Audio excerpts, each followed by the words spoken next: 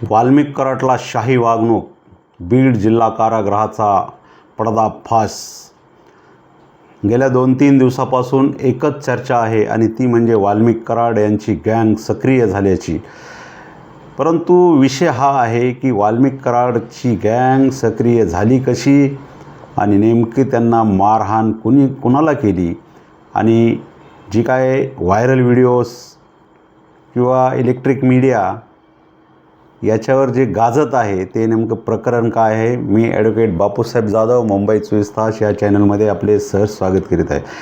मित्रांनो, गेल्या 1.5-2 वर्षापूर्वी संतोष देशमुख हत्याकांडातील प्रमुख आरोपी वाल्मिक कराड, सुदर्शन घुले आणि त्यांच्याबरोबर जी काही त्यांची चंगूमेंगू जे टीम आहे त्या टीमचं साम्राज्य बीडच्या कारागृहामध्ये चालू आहे असं प्रथमदर्शनी जे काही प्रसारमाध्यमावर आणि इलेक्ट्रिक मीडियावर, सोशल मीडियावर ऑडिओ आणि व्हिडिओ क्लिप बघून तरी आज वाटत आहे। मित्रांनो, बीड कारागृहामध्ये चाललंय तरी काय?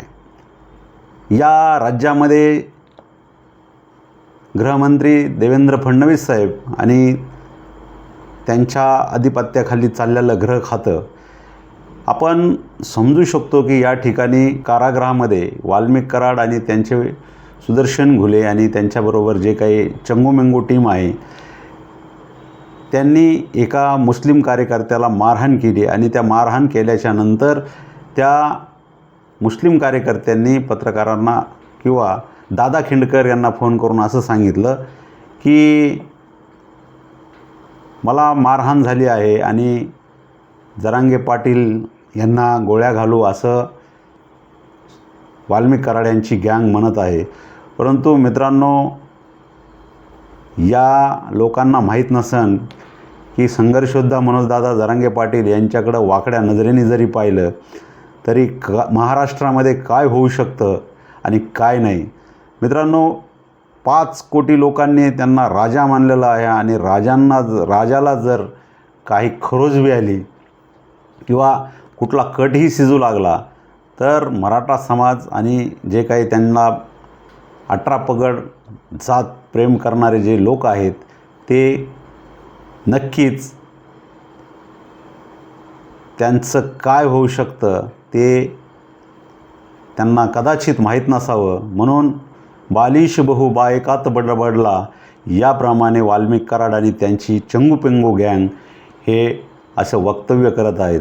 मित्रांनो, 2 व्हिडिओ क्लिप, ऑडिओ क्लिप या इलेक्ट्रिक मीडिया, प्रसारमाध्यम आणि सोशल मीडियावर फिरत आहेत। सनी आठवले यांनी पण एक पत्रकारांना ऑडिओ क्लिप दिली की जो झालेला प्रकार जिल्हा कारागृहामध्ये आहे त्या ठिकाणी तो खरा आहे आणि त्यांची चौकशी झाली पाहिजे असं त्या ऑडिओ क्लिपमध्ये प्रथमदर्शनी जाणवत आहे। परंतु या कारागृहाची जे काही जेलर आहेत, जे काही सुप्रिटेंडेंट आहेत त्यांची चौकशी नक्कीच झाली पाहिजे आणि त्यांचं असंही म्हणणं आहे की यांना VIP ट्रीटमेंट दिली जात आहे आणि त्या ठिकाणी पैशाचा खूप मोठा काळा बाजार चालत आहे। मित्रांनो, असं जर असेल तर खूप खेदाची गोष्ट आहे, खूप वाईट बाब आहे। कारण एखाद्या 302 सारख्या गुन्ह्यामध्ये आरोपी असलेले आरोपी त्या ठिकाणी वास्तव्यास आहेत आणि त्यांना जर VIP ट्रीटमेंट दिली जात असेल, चिकन मटन दिलं जात असेल तर ही खूप गंभीर गोष्ट आहे। कारण येणाऱ्या काळामध्ये कोणावरही वचक राहणार नाही आणि गुन्हेगार अशी कृत्य बिंदास करतील, सर्रास करतील। याच्या मागचं कारण आणि जो काही लोकांमध्ये भीतीचं वातावरण आहे त्याचा अर्थ असा आहे किंवा त्याची जो काही आपण बघू शकतो, वाल्मिक कराड हा सराईत गुन्हेगार आहे आणि त्यांनी कितीतरी खून पचवल्याचं आजपर्यंत आपण बघू शकलो आहेत आणि लोकांच्या सांगण्यावरून आणि पोलीस यंत्रणेच्या रडावर किंवा जो काही आरोपी असतो त्या आरोपीमध्ये त्याचं नाव आहे, तरी देखील त्याला जिल्हा कारागृहामध्ये VIP ट्रीटमेंट दिली कशी जाते, हा माझा प्रश्न आहे, हा समाजाचा प्रश्न आहे, हा लोकांचा प्रश्न आहे.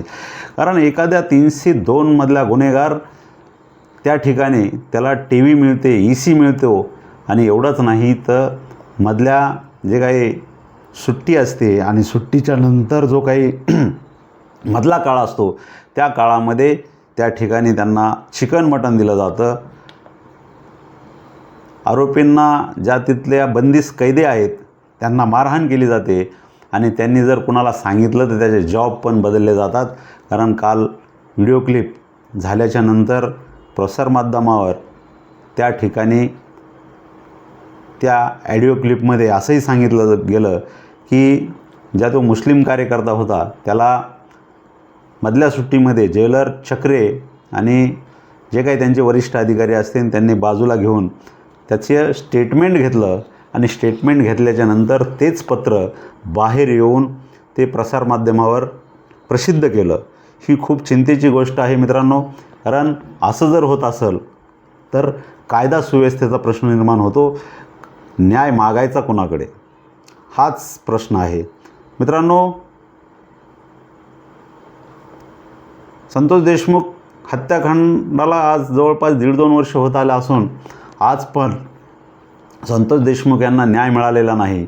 आणि त्यातच तेच आरोपी की ज्यांनी संतोष देशमुख यांना छळ करून मारलं, त्याच आरोपीला आज जर VIP ट्रीटमेंट जिल्हा कारागृहामध्ये मिळत असेल तर आपण विचार करू शकत नाहीत की पुढे काय होऊ शकतं.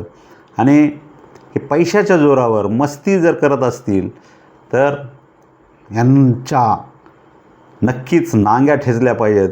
आणि संतोष देशमुख यांचं जे प्रकरण आहे ते फास्ट ट्रॅक कोर्टामध्ये लवकरात लवकर चालवलं पाहिजे आणि या आरोपींना फाशीची शिक्षा दिली पाहिजे अशी पूर्ण माणसातून, लोकांतून आणि संतोष देशमुख यांच्या घरच्यांकडून मागणी होत आहे की लवकरात लवकर न्याय मिळाला पाहिजे. आणि जे काही जिल्हा कारागृहामध्ये वाल्मिक कराड, सुदर्शन घुले आणि त्यांच्या टीमनी जे काही नंगा नाच चालवला आहे त्याची चौकशी झाली पाहिजे आणि त्यांना इतरत्र दुसऱ्या जिल्ह्यामध्ये, दुसऱ्या कारागृहामध्ये त्यांना बदली केली पाहिजे. कारण या ठिकाणी त्यांना असं वाटत आहे की आपण घरीच आहोत आणि त्यांना जे जिल्हा कारागृहाच्या कर्मचाऱ्यांचं जे काही बळ मिळत आहे त्यातून ही गोष्ट निदर्शनास येत आहे. म्हणून मित्रांनो, आपल्याला वाल्मिक कराड आणि सुदर्शन घुले आणि त्यांच्या गँगविषयी आणि जे काही काल ऑडिओ क्लिप प्रसारमाध्यमावर, इलेक्ट्रिक मीडियावर आणि जे काही फेसबुक, व्हॉट्सअप, इंस्टाग्रामवर जे काही दिसत आहे सोशल मीडियावर त्याच्याविषयी काय वाटतं ते आम्हाला नक्की कळवा.